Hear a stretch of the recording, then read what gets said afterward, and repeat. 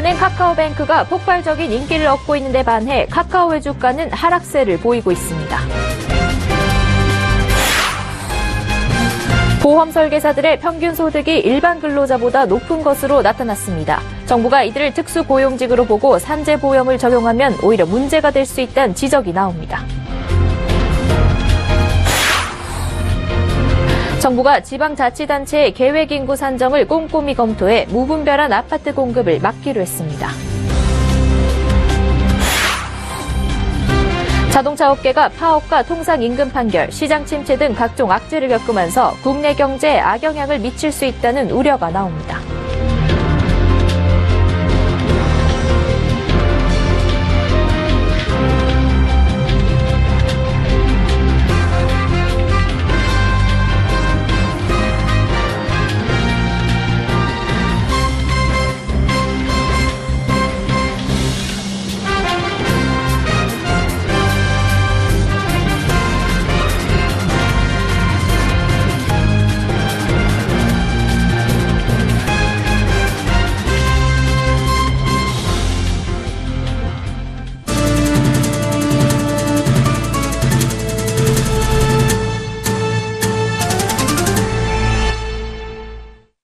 시청자 여러분 안녕하십니까? 센 경제 현장 양한나입니다.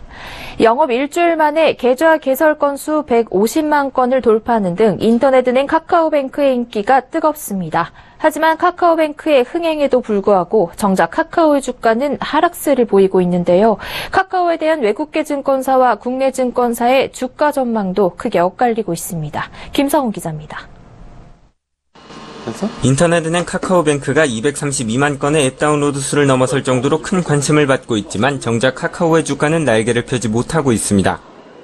카카오의 주가는 카카오뱅크 출범일인 지난 27일부터 31일까지 크게 올랐지만 이달 들어 어제까지 주가의 변동이 없거나 오히려 주가가 하락했습니다. 오늘도 카카오 주가는 0.45% 오르는 데에 그치며 11만 1,000원에 마감됐습니다. 카카오의 주가가 이처럼 저조한 것은 카카오가 카카오뱅크를 통해 수익을 올리기에는 시간이 필요할 것으로 보이기 때문입니다. 카카오뱅크에 대한 기대감이 출범 전부터 주가에 많이 반영된 상황에서 은산분리법이 해결되지 않고 있어 수익성 문제가 주가의 발목을 잡고 있다는 분석입니다. 카카오 주가에 대한 증권사들의 전망도 크게 엇갈리고 있습니다. 외국계 증권사들은 카카오 주가가 더 떨어질 것으로 전망하는데 중국계 증권사인 크레딧 리오네 증권은 카카오뱅크의 역량에 의구심이 든다며 매도 의견을 내놨습니다. 스위스 금융사 UBS도 카카오 목표 주가를 국내 증권사의 목표치보다 약 4만 7천 원 낮은 7만 5천 원으로 잡고 팔자 의견을 유지한다고 밝혔습니다. JP모건은 카카오뱅크에는 정부 규제 등 많은 도전 과제가 있을 것이라며 비중 축소를 제안했습니다. 국내 증권사들의 의견은 다릅니다. 삼성증권은 카카오뱅크의 빠른 성장세를 들며 카카오뱅크가 가진 과제도 많지만 카카오 주가 상승에는 분명 기여할 것이라고 예측했고 목표 주가도 기존 12만 원에서 13만 원으로 올렸습니다. 하나금융투자도 카카오톡의 서비스와 콘텐츠 등이 카카오뱅크와 만나면 카카오톡의 플랫폼 가치가 재평가될 것이라며 긍정적인 전망을 제시했습니다. 서울경제TV 김성훈입니다. 보험 설계사들의 평균 소득이 일반 근로자보다 높은 것으로 나타났습니다. 특히 생명보험업계 설계사 10명 중 2명은 월 평균 소득이 500만 원을 넘었습니다. 이렇게 소득이 많은 설계사를 정부가 근로자로 인정해 고용보험과 산업재해보험 가입 의무화를 추진하는 데 대해서 업계 안팎의 논란이 커지고 있습니다. 정훈규 기자입니다. 보험업계가 금융감독원에 제출한 2016년 업무보고서에 따르면 생명보험업계 설계사 중 18.4%는 월 평균 소득이 500만 원을 초과했습니다. 전체 평균은 생보업계가 317만 원, 손보업계는 254만 원으로 집계됐습니다. 이는 통계청이 발표한 2015년도 전체 근로자의 월 평균 소득 242만 원보다 많은 금액입니다. 보험업계는 설계사들의 월 평균 소득이 높아 다른 특수고용직과 같은 부류로 취급하는 것은 문제가 있다고 지적하고 있습니다. 특히 산재보험 적용을 의무화하면 노동권을 보장하려는 정부의 의도와 달리 설계사들의 실질적인 보호 수준만 떨어진다고 주장합니다. 보험사들은 개인 사업자로 활동하는 설계사에 대해 현재는 단체보험과 산재보험 중 하나를 선택해 가입할 수 있도록 지원하고 있습니다. 지난 6월 말 기준 단체보험 가입자가 94.5%고 산재보험 가입자는 5.5%입니다. 단체보험 선호도가 더 높은 것은 업무와 관련 없이 발생한 질병과 사고를 보장해주고 회사가 보험료를 100% 부담하기 때문입니다. 산재보험은 업무상 발생한 사고나 질병에 대해서만 보장하고 설계사가 보험료의 절반을 내야 합니다. 고용보험 역시 보험사는 물론 설계사들조차 딱히 반기는 분위기는 아닙니다. 설계사가 고용보험 보장을 받으려면 보험료를 1년 이상 내야 하는데 지난해 상반기만 해도 일을 그만둔 설계사 중 경력이 1년에 못 미친 경우가 30%에 달했습니다. 고용보험이 의무화되면 이들은 혜택은 없고 기존에 내지 않던 보험료만 내야 합니다. 서울경제TV 정은규입니다. 정부가 지방자치단체에서 세우는 도시기본계획의 계획인구를 꼼꼼히 평가하기로 했습니다. 지자체에선 계획인구를 토대로 주거 공급 계획 등을 세우는데요. 인구가 과다하게 예측되면 아파트 과잉 공급의 원인이 됩니다. 보도에 정창신 기자입니다. 경기도 평택 세교지구에 아파트 공사가 한창입니다. 재작년부터 공급이 활발했던 평택의 미분양 아파트는 6월 기준 1,565가구에 달합니다. 경기도에서 용인, 화성에 이어 세 번째로 미분양이 많은 곳입니다.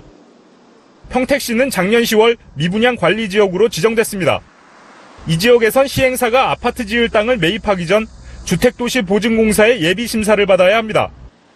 이를 받지 않으면 분양보증이 거절되고 분양을 할 수 없게 됩니다.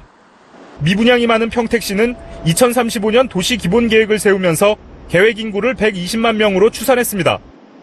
2015년 기초조사 당시 인구는 47만 명이었지만 20년 뒤엔 2.5배 이상 늘어날 것으로 본 겁니다. 하지만 정부의 평가는 달랐습니다. 국토부에 따르면 평택의 최근 5년간 연평균 인구 증가율은 1.98%인데 평택시 추산대로라면 2035년까지 연평균 4.7%로 실현 가능성이 매우 낮은 것입니다. 특히 국토부는 평택시가 인구 유입만 따졌을 뿐 인구 유출로 인한 인구 감소 등을 따지지 않았다고 지적했습니다. 지자체의 계획인구 산정은 주택 공급 계획의 토대가 되는 만큼 평가를 제대로 해 무분별한 아파트 공급을 막기로 한 것으로 분석됩니다. 국토부 관계자는 그동안 지자체에선 관행적으로 목표 인구를 부풀리고 각종 개발 사업을 과도하게 도시 기본 계획에 반영하는 경향이 있었다고 말했습니다. 정부는 앞으로 지자체의 인구 계획 산정을 꼼꼼히 검토해 과도한 목표 인구 설정에 제동을 걸 방침입니다. 이렇게 되면 아파트 공급이 필요 이상으로 공급되는 과잉 공급 문제도 줄어들 것으로 관측됩니다. 서울경제TV 정창신입니다. 8월 한국 자동차 산업이 중대 고비에 처했습니다. 자동차 업체마다 임금 협상 갈등으로 노조가 파업을 예고하고 있습니다. 기아차는 3조 원 규모의 통상임금 판결을 앞두고 있는 데다 한국GM은 철수설까지 나돌고 있습니다. 8월에 몰려있는 자동차 산업의 각종 악재를 제대로 해결하지 못하면 자칫 한국 경제 추락의 기폭제가 될 수 있다는 우려가 깊어지고 있습니다. 김혜영 기자입니다. 파업, 통상임금 판결 임박, 내수 부진, 수출 감소. 한국 자동차 업계를 둘러싼 악재들입니다. 우선 기아차는 17일 통상임금 소송 1심 판결을 앞두고 있습니다. 기아차 노조가 상여금을 통상임금으로 인정해달라는 소송을 제기한 건데 패소 시 떠안아야 하는 부담은 소급분까지 포함해 무려 3조 원에 달합니다. 기아차가 올 상반기 벌어들인 돈은 7,800억 원. 올 들어 매출이 급감하면서 영업 상황이 악화되고 있는 터에 소송에 지게 되면 기아차는 곧바로 적자 기업으로 전락하게 됩니다. 상황이 이런데 현대차는 파업 카드까지 꺼내들었습니다. 기본금 7.2% 인상을 요구하는 노조, 차량 판매가 부진해 올려줄 여력이 없다는 회사, 노사 간의 타협점이 보이지 않습니다. 결국 노조는 모레부터 부분 파업에 들어갑니다. 현재까지 올해 임금 협상을 마무리 지은 업체는 국내 5개 완성수 업체 중 쌍용차뿐입니다. 나머지 업체들은 아직도 사측과 노조가 평행선을 달리고 있어 언제 파업의 불씨가 번질지 장담할 수 없는 상황입니다. 최근 3년간 2조 원대의 손실을 기록하며 고전을 면치 못했던 한국GM은 철수설이 돌고 있습니다. 실제 올해는 GM이 2002년 대우자동차를 인수하면서 15년간 경영권을 유지하겠다라고 했던 마지막 해입니다. 즉 언제라도 지분을 팔고 공장을 폐쇄해 한국철수가 가능한 상황입니다. 내수시장 둔화세가 좀처럼 회복될 기미를 보이지 않는 데다 중국의 사드 보복 장기화에 따른 수출 감소까지 8월 한국 자동차 산업의 위기의 그림자가 짙게 드리운 모습입니다. 서울경제TV 김혜영입니다.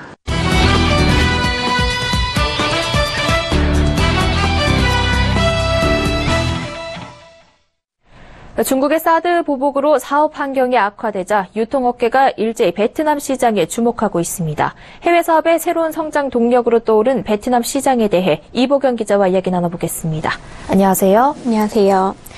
네, 이 기자, 사드 직격탄을 맞은 유통기업들이 베트남 시장으로 눈을 돌리고 있다고요? 네, 그렇습니다.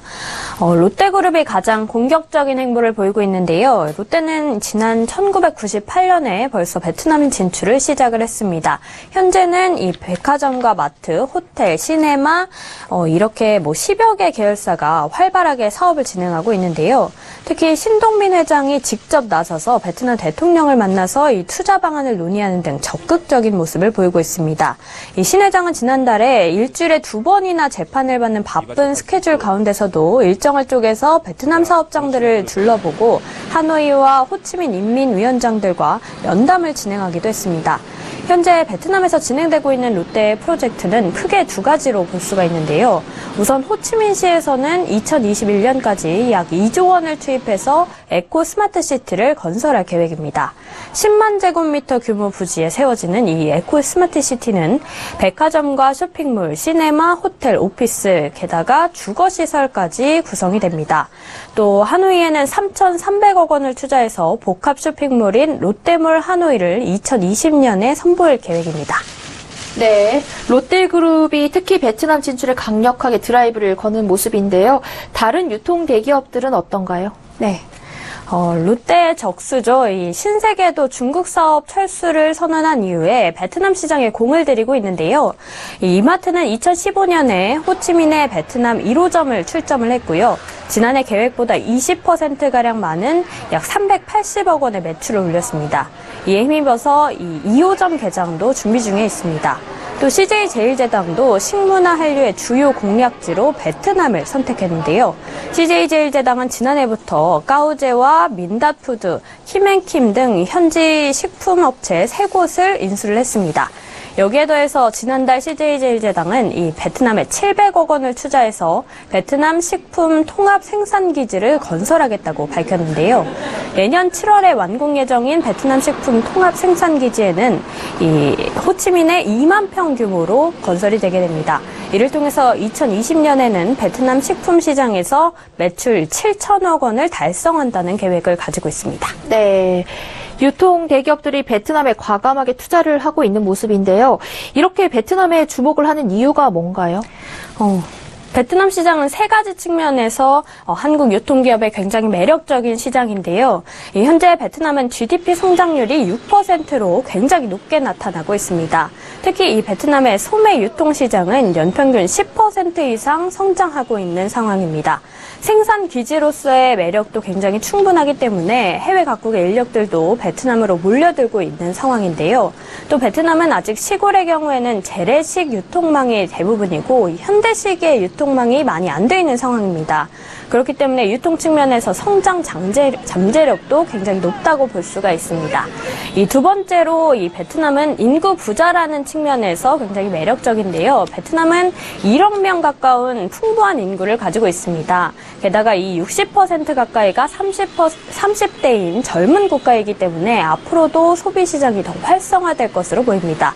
또 유통기업의 경우에는 이 인건비 비중도 상당한데요. 이 베트남의 경우에는 중국에 비해서 인건비도 상당히 저렴합니다. 전문가의 의견 들어보시죠. 향후 수년간은 베트남 경제 성장과 인구 증가가 계속될 것으로 각 해외 경제 기관들에서 다 전망을 하고 있기 때문에 장기적인 관점에서 본다면 베트남 소매 유통 시장 진출에 대한 성공 가능성은 긍정적으로 보입니다. 향후 10년 정도까지는 긍정적인 추세가 이어질 거라고 보고 있습니다.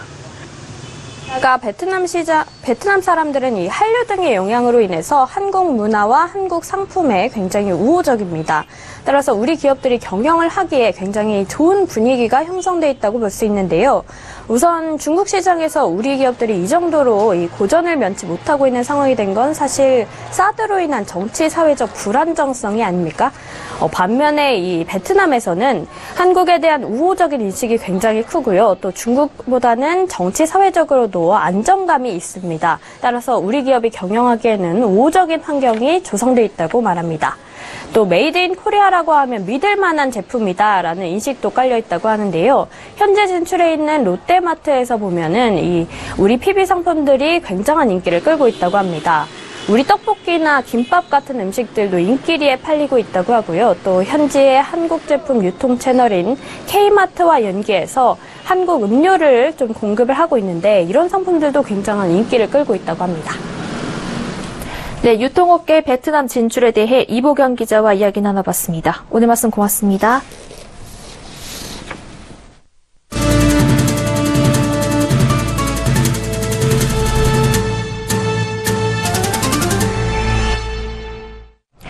인터넷 전문은행 한국카카오은행이 대출 한도와 금리를 수시로 조정하겠다고 밝혔습니다.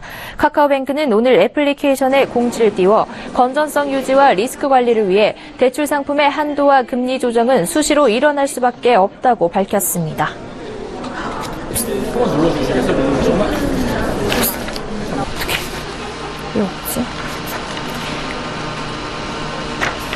올릴 거야, 스포. 했었다는 것을. 은행들이 올 상반기 8조 원이 넘는 순이익을 거뒀습니다. 금융감독원에 따르면 국내 은행들의 올해 상반기 순이익은 8조 1천억 원으로 작년 상반기보다 5조 1천억 원 증가했습니다. 순이익이 늘어난 것은 이자 장사를 잘했기 때문입니다. 각 은행은 올 들어 정부의 가계부채 대책 등으로 대출 자산을 크게 불리지 못하자 예대 마진을 0.1%포인트 안팎으로 올렸습니다.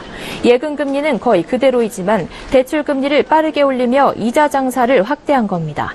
작년 조선해운업 구조 조정이 마무리돼 대손 비용과 즉 손실에 대비한 충당급 전입액이 8조 4천억 원에서 2조 7천억 원으로 줄어든 영향도 컸습니다. 우리 경제 회복세가 아직 견고하지 않다는 정부 진단이 나왔습니다. 기획재정부는 최근 경제동향 8호로에서 세계 경제 개선에 힘입어 수출과 투자 증가세가 이어지고 소비 부진도 완화되고 있으나 광공업 생산이 조정을 받는 등 회복세가 견고하지 않은 모습이라는 경기 진단을 내놨습니다. 특히 6월 취업자 수 증가폭은 3만 1,000명으로 5월 대비 큰 폭으로 감소했다며 고용 둔화가 심화됐다고 평가했습니다. 이는 지난해 4분기 이후 이어지던 경기 개선 추세가 약화하고 있다는 한국개발연구원의 평가와 크게 다르지 않은 것으로 우리 경제의 회복 국면이 단기에 그칠 수 있다는 우려가 커지고 있습니다. 20여 년간 경제성장 지원을 목표로 추진됐던 정부의 원자력 연구개발 방향이 안전 중심으로 바뀝니다. 과학기술정보통신부는 우선 원전 해체에 대한 연구개발을 확대합니다. 향후 원전 해체와 사용 핵연료 처분, 가동 중 원전 안전 확보 기술 등 국민 생명과 안전에 직결되는 분야에 대한 투자를 강화합니다. 구체적으로는 연구 정지한 고리원전 1호기 해체 기술 확보와 관련 장비 개발 등의 정부 지원을 확대합니다. 또 이 밖에 4차 산업혁명 기술 및 우주기술 등과의 접목을 통한 혁신 융합기술 개발에 나서고 방사선 기술 활용을 극대화할 예정입니다. 세부 계획은 전문가 토론회 등을 거쳐 9월 중 마련됩니다. 최근 편의점 수가 급속히 늘어나면서 인구당 점포 수가 편의점 왕국으로 불리는 일본을 추월한 것으로 나타났습니다. 작년 말 기준 국내 편의점 수는 34,376개로 우리나라 인구 1,491명당 한 곳꼴로 편의점이 있는 것으로 파악됐습니다. 이는 인구 2,226명당 한 곳꼴로 편의점이 있는 이웃 일본보다 인구 대비 점포 수가 약 1.5배 많은 수치입니다. 편의점 점포 수는 올해도 급속하게 늘어나면서 근접 출점과 점포당 매출 감소, 영업 환경 악화 등 부작용이 나타나고 있는 것으로 보입니다. 국토교통부가 민간 택지 분양가 상한제 적용 요건 개선안과 관련해 현행 분양가 상한제 요건이 너무 까다로워 현실적으로 적용할 수 있는 곳이 없다며 이를 합리적으로 개선하되 투기과열지구 요건보다 약간 높은 수준에서 기준을 정하려고 한다고 말했습니다. 생애 최초 주택 구입자나 신혼부부 등 주택 특별공급 대상자의 주택 청약 기회가 더 많아집니다. 국토교통부는 특별공급에서 당첨됐지만 미계약됐거나 자격 미달로 청약이 취소된 물량을 일반 공급으로 돌리지 않고 다시 특별공급 신청자 중에서 예비 입주자를 뽑는 방안을 추진한다고 밝혔습니다. 올해 말 상업운전에 들어갈 예정이던 울산 울주군 신고리 원전 4호기의 준공 시점이 내년 9월로 10개월가량 연기됐습니다. 부모로부터 물려받은 부에 따라 평생 경제 사회적 지위가 결정된다는 수저계급론이 통념으로 굳어진 현실과 달리 실제로는 우리 사회 소득계층의 이동 가능성이 크다는 주장이 나왔습니다. 박재환 성균관대 행정학과 교수는 우리나라의 소득 분배 상태는 진위계수와 분위별 상대 소득 비중, 소득 점유율, 상대 빈곤율 등을 고려할 때 선진국 평균에 가깝다며 헬조선이나 금수저 주장의 근거가 약하다고 말했습니다.